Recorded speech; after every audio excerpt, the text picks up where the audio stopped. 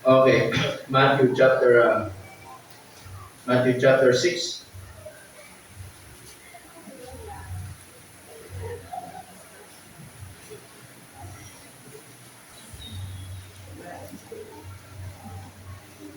verse 33. Matthew chapter 6, verse 33. Yung sinan ko sa GC, di ba? Amen. Okay.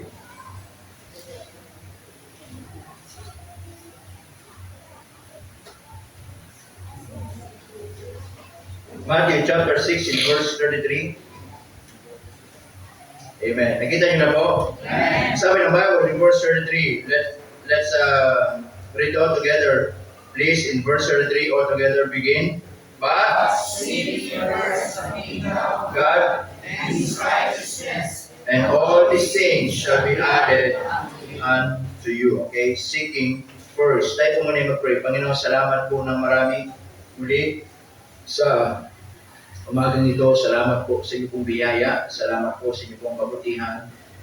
We thank you, Lord, for this opportunity that you have given to us. We thank you, Lord, for the reading of the Word of God. May you please, Lord, give us wisdom sa umagang ito at muli, mangusap po kayo sa amin, O Diyos na Banal na Espiritu.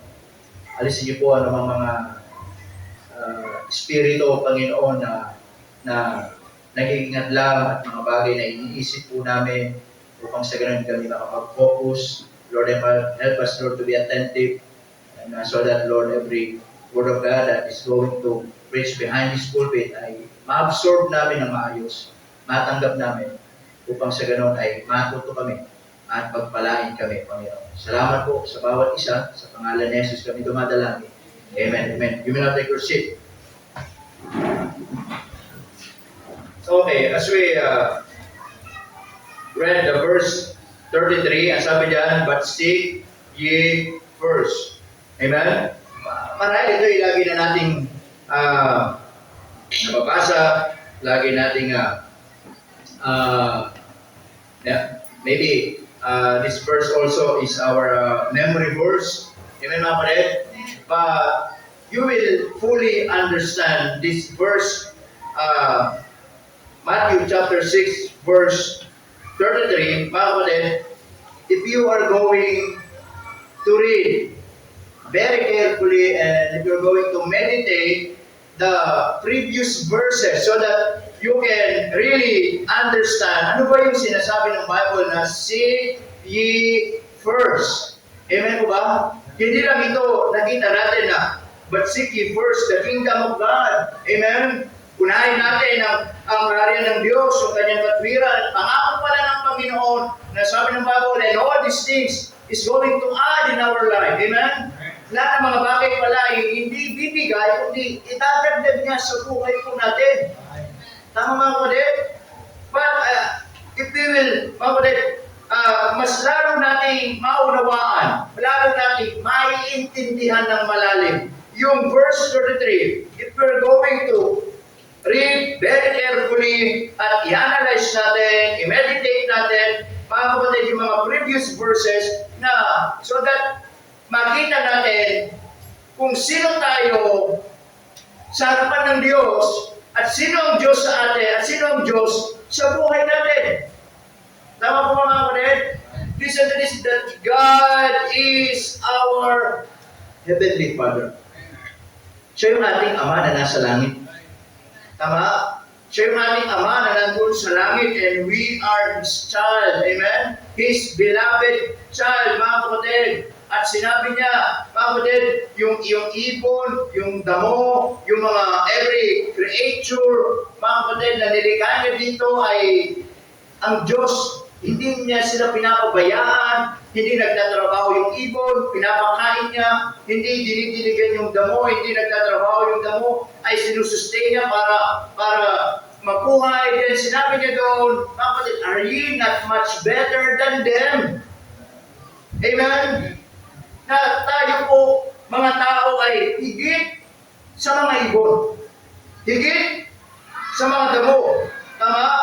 Kaya po, ang sabi dito, but seek ye first the kingdom of God and His righteousness, and all these things shall be added unto you. Sabagat marami pong mga mananampalataya, marami mga believers, even believers in Christ that saying or mga kapatid, telling na itong verse na to ay mahalaga sa kanila pong buhay, that seek ye first the kingdom of God. Amen? That this verse, mga kapatid, ay it is so very important sa buhay nila that they said that they prioritize the Lord in their lives, mga kapatid, but in actual life, in actual living, mukhang nahuhuli ang Diyos. Amen, mga kapatid?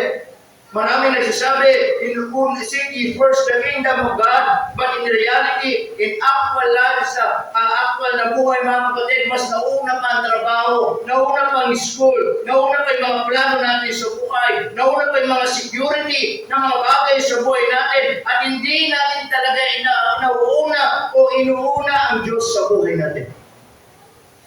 Nauna po natin, mga kapatid, there's nothing wrong, mga kapatid, ito sa mga bagay na ito, there's nothing wrong to work, there's nothing wrong to think about, mga kapatid, to pay our bills, there's nothing wrong to think about the future plans, there's nothing wrong to think about sa mga pag-aaral natin, there's nothing wrong with that. At tinuturo lang dito, mga kapatid, is behind those things na mga bagay sa buhay po natin, ang Diyos dapat ang nauuna. Amen, mga kapatid? Ang Diyos dapat ang nauuna. And I want to tell you this. Praise the Lord. Ngayong Sunday, nandito kayo. Inuna niyo ang Diyos. Pag wala kayo dito ngayong Sunday, hindi niyo pwedeng sabihin, inuna niyo ang Diyos. Tama po ba, mga kapatid? Paano yung sasabihin unahin ng Diyos, absent kayo? Paano yung sasabihin inuuna niyo ang Diyos, yung alam pagdalo sa simbahan, hindi niyo magawa? Paano natin sasabihin? Unahin natin ang Panginoon. Yung church worship, mga kapatid, hindi natin mauna. Samantalang ito ay isang sign, isang way upang sa ganun may makita natin yung ating pasasalamat, yung ating pagpupuri that God is our priority. And God is commanding us. Amen, mga kapatid? Huwag pabayaan ang araw ng pagkakatik. Tama po ba? Kasi mahirap maintindihan, di ba? Unahin natin ang Diyos, pero pag rito absent tayo, nasa ang pag-una sa Panginoon? Tama, mga kapatid? Kaya po, marami mananampalataya, they have this verse, but in reality, mga kapatid, hindi nakikita. Amen po ba? Kaya ano po matututunan po natin? Mga kapatid, para maintindihan natin, ano ba yung sinasabi ng talatang ito, mga kapatid? Number one, let us consider, mga kapatid, to seek the right priority. To seek the right priority. Sa context, mga kapatid, makikita po natin na ang ating Panginoong Jesucristo ay laging nagtuturo. Tama po ba? And especially one of the principle dito na makikita po natin na sabi ng Bible diyan in verse 31, therefore take no thought. Amen? Saying, what shall we eat, or what shall we drink, or where shall we be clothed? Tama po ba? Yan ang sinasabi ng Panginoon na in verse 27, ang sabi po niya sa verse 27, Panginoon, which of you by 25 sabi niya, therefore I say unto you, take no thought for your life. That is the principle dito na tinuturo ng Panginoon. Anong sinasabi dito? Mga kapatid, na laging paulit-ulit tinuturo ng ating Panginoong Jesucristo na huwag mag-alala kung anong kakainin, kung anong iinumin. Because, ang sabi ng Bible dyan, take no thought for your life. Amen? Nang sabi po ng Biblia dyan, nor yet for your body, what ye shall eat or what ye shall drink, nor yet for your body what ye shall put on, is not, ano sabi dyan? Is not life, is not the life more than meat, Do you know what is the principle of this verse? Mga kapatid, it's so simple. Mas mahalaga ang buhay kaysa kabuhayan. That is the principle here. Kaya marami mga tao hindi magets, hindi maintindihan yung salitang seek ye first because the important po sa kanila is yung ano pong sabi ng Bible dyan in verse 25 is yung need.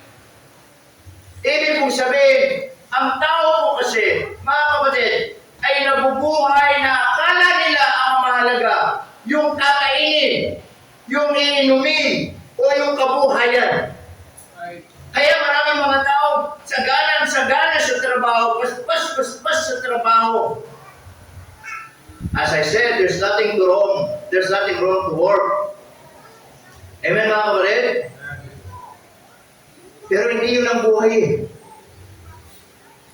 Hindi nilikha ng Diyos ang buhay na to for us na ubusin, for us to invest our time, our strength, our body sa lahat ng kabuhayan, and yet kapabayaan ng buhay. Kaya chronologically speaking, practically speaking, magtrabaho ang tao, maging senior, makakuha man ng mga, ang tawag doon, pension o yung retirement fee. Then after that, is she or is he enjoy the retirement fee or the pension kung mula ng araw na yun ay nagsimula nang lumabas yung mga sakit niya sa katawan? Amen mga kapatid? Naunawaan po ba ninyo? Kasi nga po ang buhay hindi po nakadepende sa kabuhayan. Amen mga kapatid? Kaya sabi ng Bible, seek ye first. Seek the right priority. Amen? Life must be, mga kapatid, ay mas maging matimbang, mas maging unahin natin kaysa sa kabuhayan. Ito yung sinasabi dito. Nagkakamali kasi ang tao.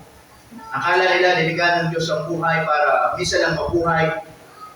Misa lang mabuhay dito sa mundo at wala tayong gagawin.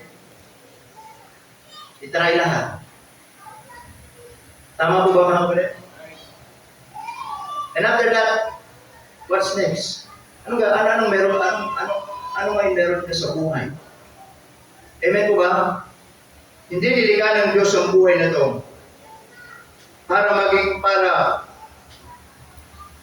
maintindihan mo na ang buhay ay hindi po sa kabuhayan. What is the essence? Meron pa lahat. Sira naman ang buhay. Wala ka ng buhay. Tama? Parang ganito. Kasi halimbawa yung mga tao nasusunugan o nasunugan. Minsan, mayroong dalawang side na magkaiba ng pananaw sa buhay. Yung isa sasabihin niya, hindi ko na alam ngayon paano ko makapagsimula. Hindi ko alam ngayon saan ako hingin ng tulong. Hindi ko na alam ngayon paano kami mabubuhay. Lahat na wala na sa amin. Wala na kaming bahay. Wala na kaming pagkain. Wala na kaming damit. Hindi na namin alam paano magsusurvive o paano makapagsimula. Then yung isa naman, na tao sasabihin niya, salamat pa rin sa Diyos na wala man ng bahay, na wala man ng kabuhayan, negosyo naman, hindi kami namatay. Nakita niyo kaibahan? Amen mga kapatid? Na yung isa, hindi makapagsimula kasi nawala lahat, pero hindi niya naiintindihan. Mas importante ang buhay kaysa kabuhayan. Alin mo yung nawalan ka ng negosyo, alin mo yung nawalan ka ng pera, alin yung nawalan ka ng trabaho, pero buhay ka naman. Kaysa naman, mga kapatid, wala ka ng buhay, meron ka lahat. Ano magpapakinabangan yun? Naintindihan ko rin mga kapatid? That's why, in this context mga kapatid, lagi sinasabi ng Panginoong Jesucristo, especially dito sa mga Gentiles, mga kapatid, na masyado silang naging obsessed sa mga bagay-bagay dito sa mundo na araw-araw pagising sa umaga, anong kakainin, anong iinumin. Lagi silang nakafocus sa mga bagay na patungkol sa kabuhayan nito. but they did not even realize and understand who is God. Who is God? Sino ang Diyos? Hindi lang siya basta creator. Hindi lang siya basta savior. Hindi lang siya basta provider. But listen to me very carefully. God is our Father. He is our Heavenly Father. Kaya lagi niyang ipinaintindi. Tingnan mo yung ibon. Lilipad-lipad, hindi nagtatrabaho pero pinapakain. Tingnan mo yung mga damo. Yung mga yan ay hindi walang nag-aalaga pero nag-spring sila, lumalabas sila, sagana sila. Ay sabi ng Diyos, hindi ba mas higit kayo kaysa sa kanila? Amen mga kapatid? Hindi ba higit kayo kaysa sa mga taong ito mga kapatid? Amen? Na kailangan natin maintindihan. The word sing in this verse mga kapatid, nang ibig pong sabihin nito ay sateo in the Greek word, it means active, it means continuous. Ibig sabihin, bakit hindi ito one-time decision na nag-decide ka ng bigla sa buhay mo na, okay, but seek ye first the kingdom of God. Hindi po. It means it will be our lifetime. It will become lifetime mga kapatid. Amen? Ibig sabihin, araw-araw, mabubuhay ka na kinikilala mo ng Diyos ang siyang inuuna mo sa buhay. And I'm telling you this, mga kapatid, ang isang anak ng Diyos, mga kapatid, na inuuna ang Diyos sa kanyang buhay. Hindi niya makikita na nagkukulang ang Diyos sa buhay niya. Amen? Kaya na minsan ang nakikita natin yung pagkukulang ng Diyos. Minsan na nakikita natin ng Diyos para bang hindi niya binibigay mga gusto natin o mga pangangailangan natin. Mga kapatid, kahit sinasabi natin, inuuna ko naman ng Diyos because ang totoo niyan, mga kapatid, hindi talaga natin inuuna ang Diyos sa buhay natin. Amen po ba? Hindi talaga natin inuuna ang Diyos sa buhay po natin. Because I believe once we learn how to prioritize the Lord in our life, mga kapatid, makikita mo hindi siya magkukulang. Amen po ba? Hindi nagkukulang ang Panginoon. Alam mo, walang problema sa Diyos. Lagi natin tatandaan, lagi sa Diyos walang problema. Minsan, akala natin siya may mali. Minsan, akala natin nagkukulang ang Panginoon sa atin. Pero totoo tayo pala may problema. Tama po ba? Amen mga kapatid? Naalala ko tuloy dalawang mag-asawa. Lagi na lang nag-aawa, hindi magkaintindihan. Alam anong problema nila? Hindi sila sabi nila parang basta hindi sila magkaintindihan. Sabi ng lalaki, pupunta nga ako doon sa sabi kasi ng lalaki, pupunta nga ako doon sa kumpare niya doktor, pinagpunta to, pinausap. Pare, yung si kumare mo may problema kami. O bakit? Lagi ako nagsasalita. Hindi ko alam kung nagbibingi-bingin o bingi talaga siya.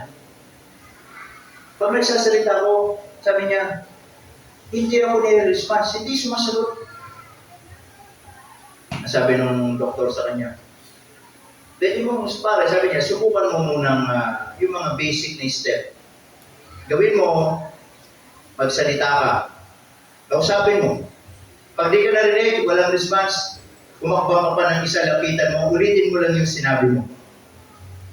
Pag hindi pa rin nagsalita, hindi pa rin nag-response, sabi niya, lumapit ka pa. Sabi niya, magsalita ka din, same words. Then, kapag hindi pa rin nagsalita, sa tenga, doon mo na ilapit din, same words. Doon mo makikita kung bingi talaga yung asawa mo. Yun, pinagtatalo nila kasi yung asawa lalaki lagi nagsasalita. Yung asawa tayo, hindi nag-response. Ganun. Sige, sinubukan niya. Pag uwi sa bahay, Tama-tama, may hawak na kutsilyo yung asawa babae.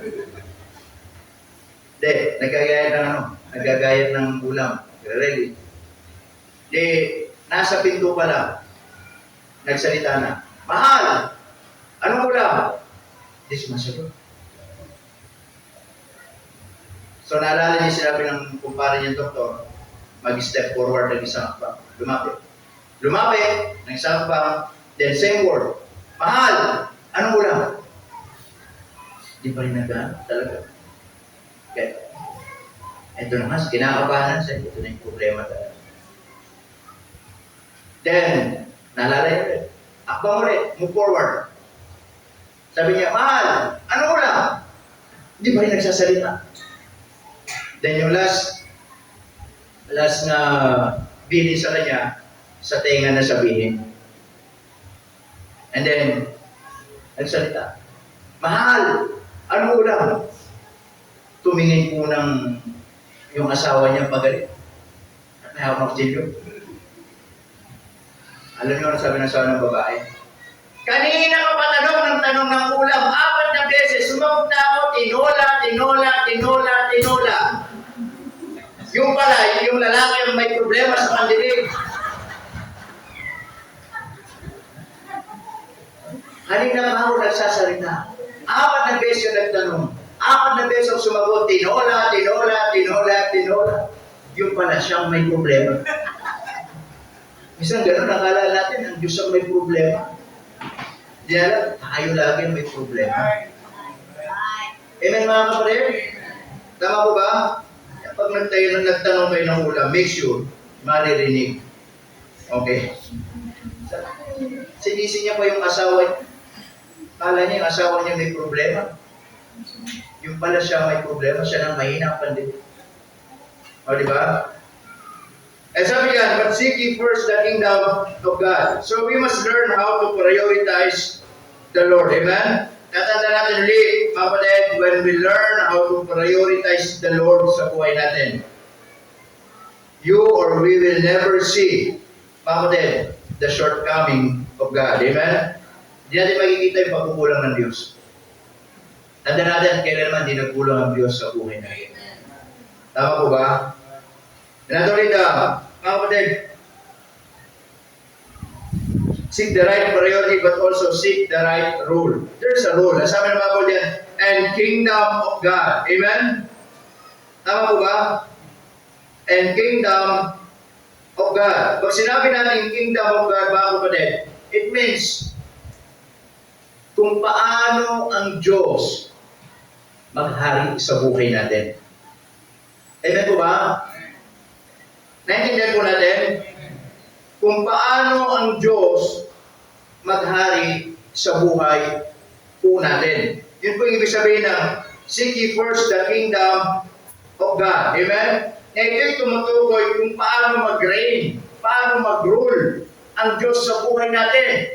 It means when we learn how to prioritize the Lord in our lives, mga kapatid, and seek the right rule and seek the kingdom of God at inalaw natin ng Diyos ang maghari sa buhay natin, then listen to this. We will just be submit. Magsasubmit lang tayo. Tama po natin? Hindi po pwede, mga kapatid, na yung rule ng Diyos, unahin natin ng Diyos yung kanyang kaharian, pero tayo masusunod. Iba po kasi yun eh. Tama? So, kailangan maunawaan po natin, ang Diyos ang siyang maghari. Ibig sabihin, ay mangibabaw sa buhay natin.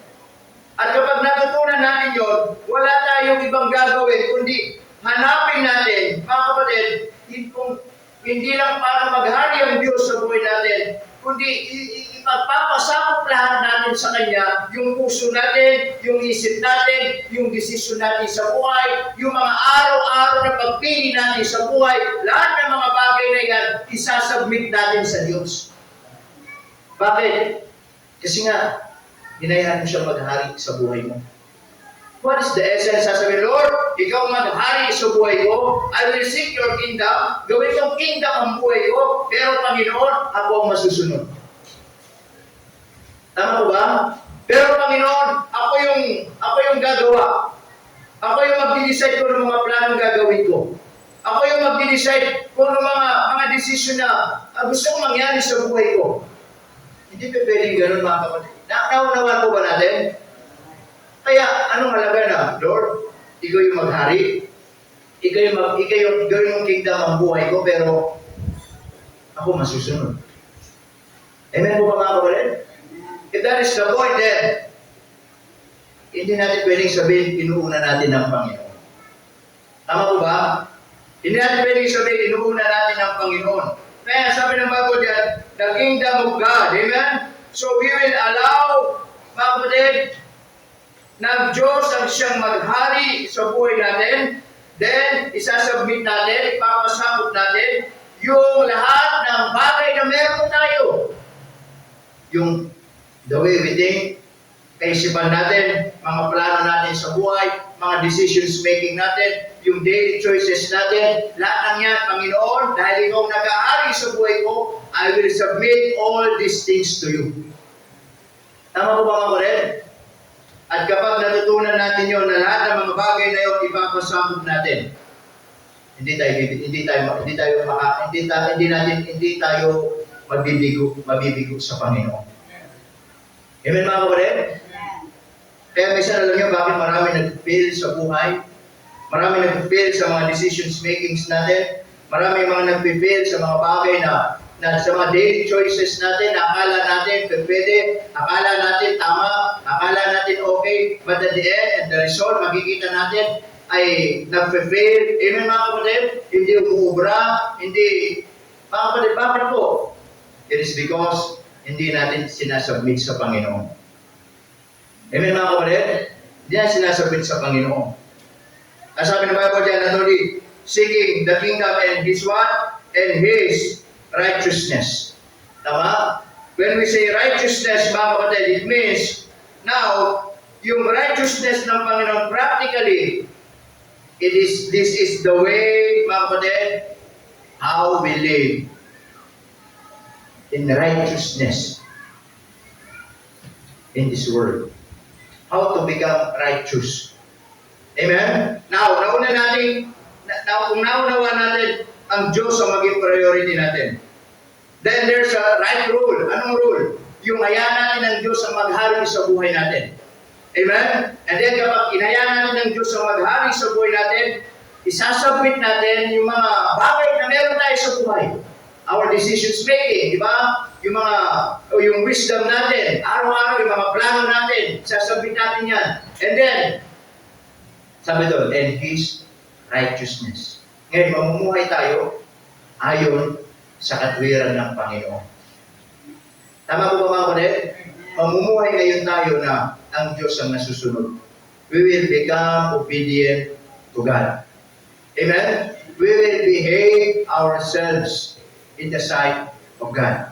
Mamumuhay tayo ngayon ng maayos. Mamumuhay tayo ng tama sa Kanyang harapan. Mamumuhay tayo kung ano yung gusto ng Panginoon sa buhay natin. Mamumuhay tayo mga kapatid, hindi kung anong gusto natin, kundi anong gusto ng Panginoon. Mamumuhay tayo ngayon kung ano yung daan na gusto ng Diyos ipadaan sa atin, hindi mga sarili nating kaparaanan. Amen mga kapatid? Sabi ng Bible, in the book of Isaiah, my ways are not your ways and my thoughts are not your ways. Yung pamamaraan mo, hindi ko pamamaraan. Yung kaisipan mo, hindi ko kaisipan. Yung pamamaraan mo, magkakamali. Yung kaisipan mo, nagkakamali. Pero yung pamamaraan at kaisipan ng Diyos, hindi nagkakamali. Amen mga kapatid? So we must learn, mga kapatid, how to live righteous. Tama? Kaya po, dito sa mundo, God is expecting us, mga kapatid, if we will, mga kapatid, really prioritize the Lord sa buhay po natin. Then, ang sabi doon, seek the kingdom of God. Ang Diyos ang maghari sa buhay mo. At kapag inayaan mo maghari siya sa iyo, anong gagawin mo? Magpapasubmit ka. Panginoon, ito yung decision ko, ipapasakot ko. Panginoon, ito yung mga plano ko, ipapasakot ko. Panginoon, ito yung kakainin namin, ipapasakot ko. Panginoon, yung mga pangangailangan namin, isasubmit ko sa inyo. Panginoon, yung mga bagay-bagay, araw-araw sa buhay namin ipapasakot ko. Bakit? Kasi naunawa natin ang Diyos ang naghahari sa buhay natin. Amen? And His righteousness. And we must live obedient. Papasakot ako, Panginoon, lalakad ako ng maayos, lalakad ako ng tama, lalakad ako ng nagbibigay ng kalulatian sa iyo, lalakad ako ng may katwiran sa mundong ibabaw kong ito. And then, at the end, ano sabi ng Bible dyan? And all these things, we makikita po natin mga kapatid, seek the right result. There is a right result. Amen mga kapatid? There must be a right result. The promise of our Lord Jesus Christ is clear. It says, and all these things will be added unto you. Amen? At ano yung mga bagay na sinabi ng Panginoon na idadagdag niya sa atin? Ano sabi? As we read the previous verses, basically, yung ating mga basic needs, ano yung mga yun? Na sinabi ng Panginoon na idadagdag sa atin, yung kakainin natin, yung iinumin natin, yung dadamitin natin, those things are so basic to God. Kaya dito, kung iintindihan natin, kaya sabi ng Panginoon, sabi niya, kapatid, in verse 25, sabi, take no thought for your life. Don't worry about your life. Amen? Sabi doon, meat, sabi dyan sa verse 25, is not the life more than meat? Yung buhay mas importante, mga kapatid, o mas matimbang kaysa sa kabuhayan? At ano sinabi ng Panginoon doon? Na yung mga bagay na yun ay basic lang. Kaya, logically, pinagpapalit ng tao yung mismong kaligayahan ng mismong buhay na matutunan, unahin ng Diyos sa kanilang buhay kaysa doon sa mga basic needs lang. Ano yun? Pagkain, damit, inumin. Amen mga kapatid? Napaka-basic ipagpapalit ng tao, mga kapatid, ang Diyos sa mga bagay na yun. Ito yung sinasabi ng Panginoon dito. Ipagpapalit mo ang Diyos sa kakainin mo lang. Amen po ba mga kapatid? Naunawa po ba natin? Ipagpapalit mo ba ang Diyos sa mga basic needs? Amen? Na kung saan sa iinumin lang. Ipagpapalit mo ba ang Diyos mga kapatid sa mga basic needs na yun? Yung kung anong susuotin mo lang. Tama po ba? Kaya minsan, hindi naman sila malaking bagay, but basic things lang to.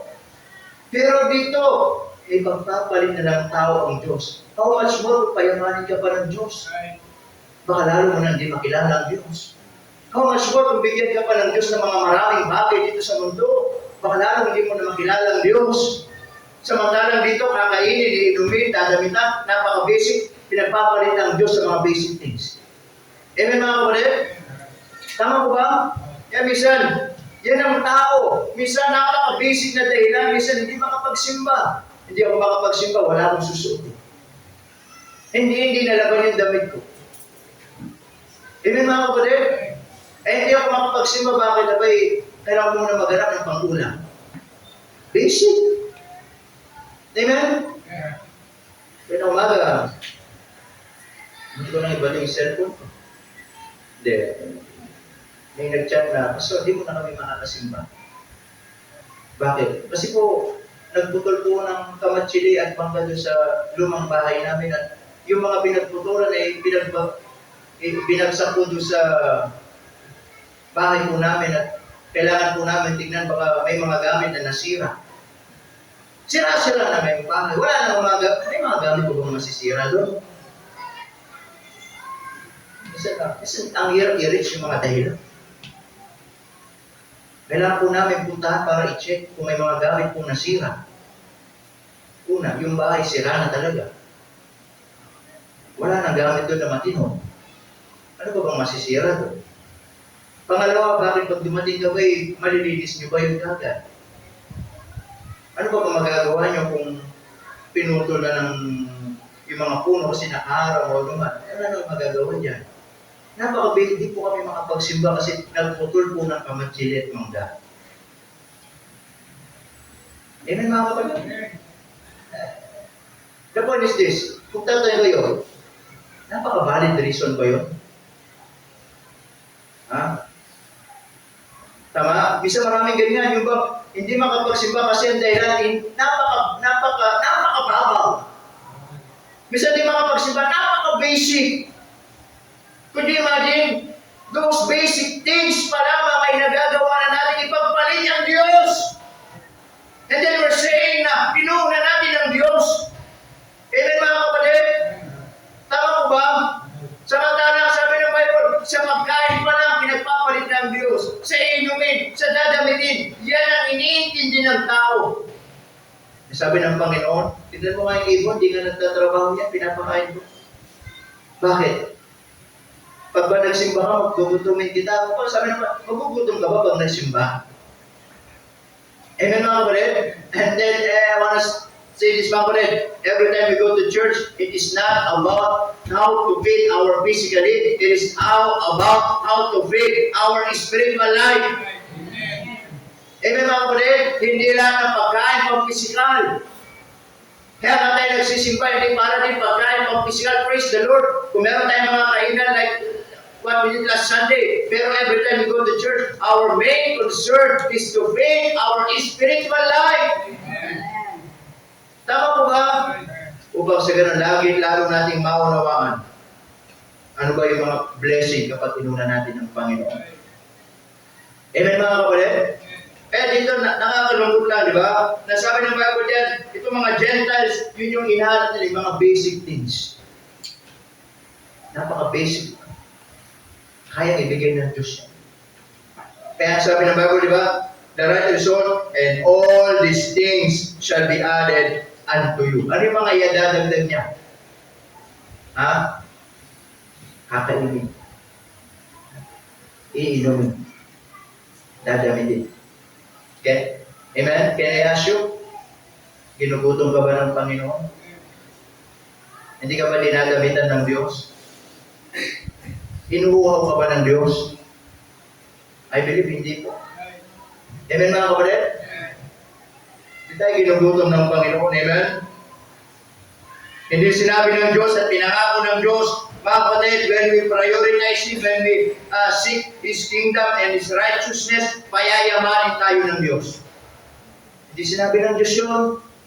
Kasi nga, baka pag pinayaman ka ng Diyos, baka lalo mong makalimutan ng Diyos. Lalo ka nang hindi magsimba. Lalo mo nang hindi makilala ang Diyos. Baka pag nagtagpo tayo sa daan, sabihin mo sa akin, kuyo. Hindi mo na ako kilala. Amen mga kapatid? Tama po ba? Baka pag nagkita tayo sa kalsada, sino po kayo? Nung hindi pa mayaman, kilalang kilala. Pastor, ipag-pray niyo po ako. Pastor, di ba? Nung mayaman na, uyo. Babatukan ko kayo. Tama, hindi pinangako ng Diyos, payayamanin ko kayo. Kapag inunan mo ko, payayamanin kita. Kapag inunan mo ko, papadamihin yung pera mo. Hindi kayo yung pangako ng Diyos. Amen? Actually, yung kayamanan is one of the hindrance kung bakit maraming mga tao hindi inuuna ang Diyos. Kaya nga sila naging mayaman eh. Bakit? Listen to this. Hindi pinangako ng Diyos na payamanin ka. Eh bakit sila yumaman? Kasi po, hindi inuna ang Diyos, inuna ang trabaho, inuna ang mga bagay-bagay na material, kaya yumaman. Amen mga kapatid? Kahit Sunday, trabaho. May tayong payamanin. And I want to tell you this mga kapatid. Even the devil can give all the riches of this world. Amen mga kapatid? What Satan offer to the Lord? Nung dinala niyo sa pinakil tempo, nakikita mo ba ang yaman na yan? Kaya kong ibigay sa ila. Amen mga kapatid? Tama po ba? Ang tunay na kayamanan mga kapatid, hindi material. Kay Satanas, material. Ang tunay na kayamanan sa harapan ng Diyos, yung ikaw ay lumago, yung spiritual na buhay mo. Amen mga kapatid? At di bali maging mahirap tayo sa yaman, mayaman naman tayo sa spiritual na buhay. Kaysa naman maging mayaman tayo mga kapatid sa material na bagay dito sa mundo, kapiranggot, hirap, dukha tayo sa spiritual na buhay. Pagdating ng kamatayan sa langit, lahat ng yaman dito lang yun. Hindi natin madadala sa langit. Amen mga kapatid? Kaya nga sabi ng Bible in verse 19, yung isa sa hindrance, ang sabi ng Bible dyan, Huwag kayong mag-impok ng kayamanan dito sa lupa kung saan, sabi doon, merong nawawala, nasisira, nananakaw, kinakalawang. Kundi mag-impok kayo ng mga kayamanan sa langit na doon hindi nawawala, hindi nananakaw, wala hindi kinakalawang. Ang sabi niya, sapagkat kung nasaan ang puso mo, nandun yung pag-iimpok mo. Then ask you this morning, kung ang Diyos titingin sa puso natin, saan tayo nag-iimpok? Nag-iimpok ba tayo ng yaman sa langit? O yung puso natin nag-iimpok tayo ng yaman dito sa lupa? Amen po ba mga kapatid? Kaya sabi ng Bible dyan, mga kapatid, and all these things shall be added unto us. That is the basic things. Amen? Food, drink, and clothing. Amen? Ang sabi ng Bible dyan, malinaw po, hindi sinabi ng Diyos na tayo po ay payayamanin. Amen? Dahil sabi ng Bible in verse 24, no man can serve two masters, for either he will hate the one and love the other, or else he will hold to the one and despise the other. Ye cannot serve God and mammon. Mammon means money, means riches of the world. Amen? Kayamanan. Hindi pwedeng maglingkod na inuuna mo ang Diyos, pero ang totoo, inuuna mo ang yaman. You cannot serve both. Kailangan maging matimbang ang Diyos sa buhay natin. Amen po ba mga kapatid? Hindi sinabi ng Diyos na tayo payayamanin niya, pero sinasabi niya mga kapatid sa atin, sinasabi ng Diyos na God is the one, mga kapatid, who provide everything in our lives. Pinangako niya yun. Amen po ba? It means, sabi diyan, will be added. The word will be added means passive, implying God is the actor. Amen? Hindi tayo nag-iipon ng blessing by force. But listen to this, ang Diyos mismo, when we learn, katulad ng kanina, when we learn how to submit ourselves to Him. Amen? When we learn how to say to the Lord, Lord, Ikaw yung maghari sa buhay ko, and I will submit everything to you. My decision, my daily needs, mga problema ko, lahat ng mga bagay sa buhay ko, yung mga plano ko sa buhay ko, tatandaan po natin mga kapatid, provision will follow. Amen?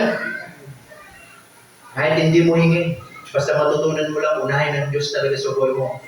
Provision will follow. Hindi mo kailangan mag-ipon. Provision will follow. Amen mga kapatid? Kaya nga,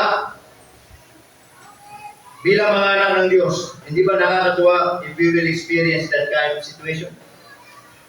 Amen? In spite of our shortcomings, in spite of our, mga kapatid, money concern ay we're so very limited. Tama? Pero nakita mo araw-araw, nagtitiwala ka sa Diyos. Then nakikita mo araw-araw, umuwi ka ng bahay, nakakatulog ka ng mahimbing, nakakakain ka, pagising mo, papasok ka naman sa trabaho, uwi ka na naman, nakakakain ka. It means, natatapos yung isang linggo, natatapos yung isang buwan, natatapos yung isang taon, hindi nagkulang ang Diyos sa'yo. Amen mga kapatid? So what we need to do? Mga kapatid, there are some things as we close, reorder our priorities. Reorder your priorities. Let us check, amen, ang sarili natin. Ang Diyos ba talaga ang nauuna sa buhay ko? Amen? I-check natin kung anong inuuna natin sa buhay natin, sa ating oras. Amen? How is our time? Tama po ba? Inuuna ba natin ang Diyos sa oras natin? Nakakalungkot, maraming oras ang nasasayang sa mga bagay na walang kakwenta-kwenta, mga bagay na walang kabuluhan. At yung oras na natitira, yun ang naibibigay natin sa Panginoon. Amen mga kapatid? Yung oras, yung energy, yung decisions. Amen mga kapatid? It says that seek ye first the kingdom of God. Kingdom first means, mga kapatid, God shapes our schedules. Not only our schedule every Sunday. Amen? Reorder your priorities. Kung hindi mo na pa-priority ang Diyos, it's not too late, you must reorder. Lord, mula ngayon, unahin talaga kita sa buhay ko. Amen? At hindi lang yung sinasabing unahin, ang sabi doon, the kingdom of God, Lord, ikaw maghari sa buhay ko. At kapag ikaw naghari sa buhay ko, everything, isusuko ko sa iyo, ipapasakot ko sa iyo. Amen, mga kapatid? Number 2, submit our daily choices. Ano-ano? And listen to this, not only our big decision, but sometimes even our small decision in life, isuko natin sa Panginoon. Hindi lang malalaki. Kala kasi natin yung mga big decision lang, Lord, isusuko ko sa iyo, malaking decision ko sa buhay. Ay, ito, Panginoon, mali lang. Kaya ko na to. Hindi po. Yung everyday decision natin sa buhay natin, every choices sa buhay natin, araw-araw, isabit natin sa Panginoon. Amen po ba, mga kapatid? Number 3, we must learn how to trust God for provision. Amen? Instead of anxiety, choose faith. Amen? Instead of anxiety, choose faith. Trust that God knows your needs and is faithful to provide what you truly need. Alam talaga ng Diyos anong kailangan mo. The book of Matthew chapter 6. Amen? Ang sabi doon, hindi mo pa nga hinihingi, alam na ng Panginoon eh. Tama? Dahil yung mga Gentiles, mga scribe, the way they pray, nagpipray silang hypocrites. Sabi ng Panginoon, di ba? Ang Diyos, alam na niya bago mo pa sabihin sa Kanya. Alam na niya kung anong ulam mamaya. Alam na niya kung anong susuotin mo mamaya. Alam na niya kung anong mangyayari bukas sa buhay mo. Kaya pagkatiwala natin ang buhay natin sa Kanya. Amen, mga kapatid? Alam na niya na mamaya magluluto kayo ng tinola, adobo. Alam niya na yan. Alam na niya mamaya, bibili na lang kayo dyan sa Antox, Chooks to Go. Kasi di na kayo makakapagluto. Alam niya na yun. Ibig sabihin, before we act, before we decide, alam na ng Diyos. Tama? Ano gagawin talaga natin? Magtiwala sa Panginoon. Amen, mga kapatid? Kaya kayo umaga, ang sabi ng Bible in verse 3, but seek ye first the kingdom of God. And what? And His righteousness. And all these things shall be added unto you. Listen to this. When we learn how to prioritize God in our lives, provision will follow. Amen, mga kapatid? Hindi ka binuhay ng Diyos para gugulin mo ang buong buhay mo sa pagtatrabaho at hindi mo unahin ng Diyos. Hindi ka binuhay ng Diyos para gugulin ang buhay mo sa pag-aaral at hindi unahin ng Diyos. Yung mga bagay na yan ay bahagi lang ng buhay natin dito sa lupa habang nabubuhay tayo. Tama, mga kapatid? And the very essence why God created us is to give glory to God at unahin natin siya sa buhay natin dito. Amen? At walang Kristiyanong inuna ang Diyos na hinuli siya ng Panginoon. Amen? Tayo pong lahat ay tumayo. At tayo po'y manalangin sa Diyos ngayong pong umagang ito. At sana ngayong pong umaga, naging malinaw po sa atin ang mensahe ng Diyos. Naintindihan natin ang pangangaral. Tayo po'y manalangin. Let's pray. Dakila naming Diyos na banal, makapangyarihan po sa lahat. Panginoon, marami po salamat po muli sa umagang ito. We thank you, Lord, for reminding us about seek ye first the kingdom of God. Lord, patawarin niyo po kami sa mga panahon at maraming pagkakataon na hindi talaga ka namin nauuna sa buhay namin. That's why sometimes nakikita namin marabang yung provision ninyo hindi namin nararanasan. Parang yung pangako ninyo hindi nagiging tunay po sa amin. Sometimes, Panginoon, ay hindi po sa inyo ang may problema pa. Madalas, kami pala, Panginoon. Dahil hindi talaga namin kayo nauuna sa buhay namin. But Lord, we thank you for the message na napakinggan po namin, Panginoon. Dalangin po namin na yung mga salita ay pagkulay-kulayan namin at maintindihan namin. Habang ating mga ulo nakatungo, mga mata nakapikit, marahil ang salita ng Diyos ay nangusap po sa atin this morning. And maybe there are some things in our lives na hindi natin naunang Diyos.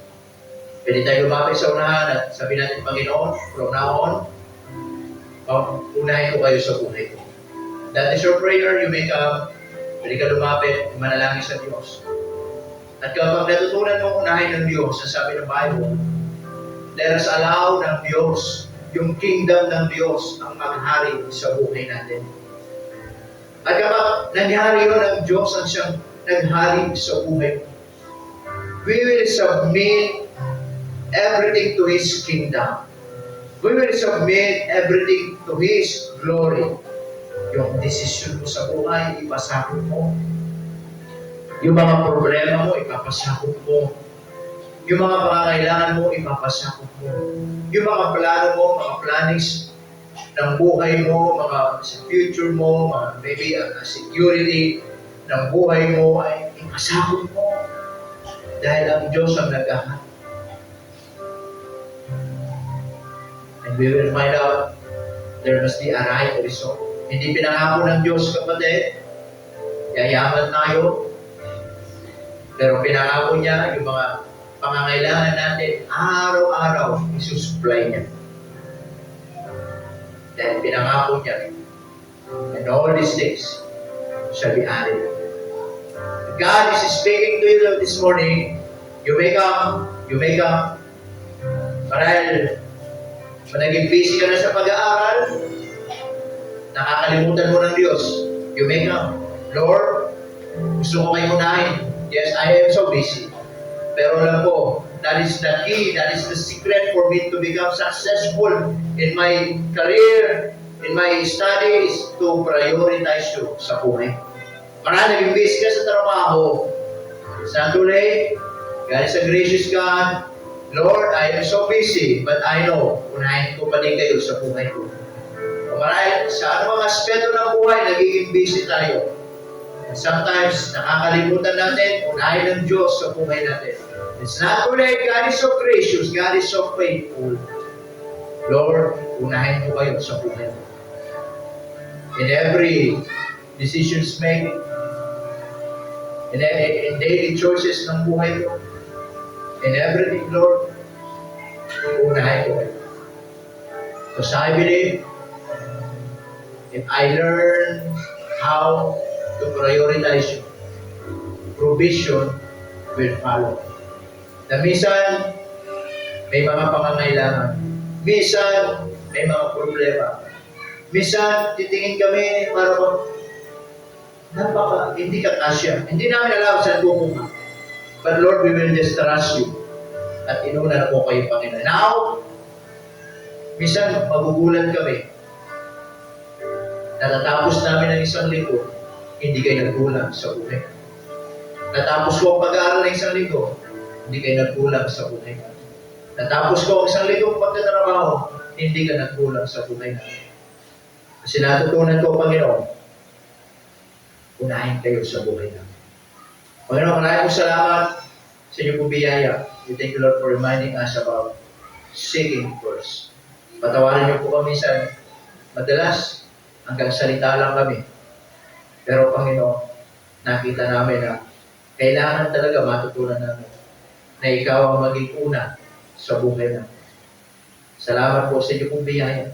Palayan po kami sa pangalan ni Jesus. Amen at amen. Alright, you may not take your seat. Dahil magpapatuloy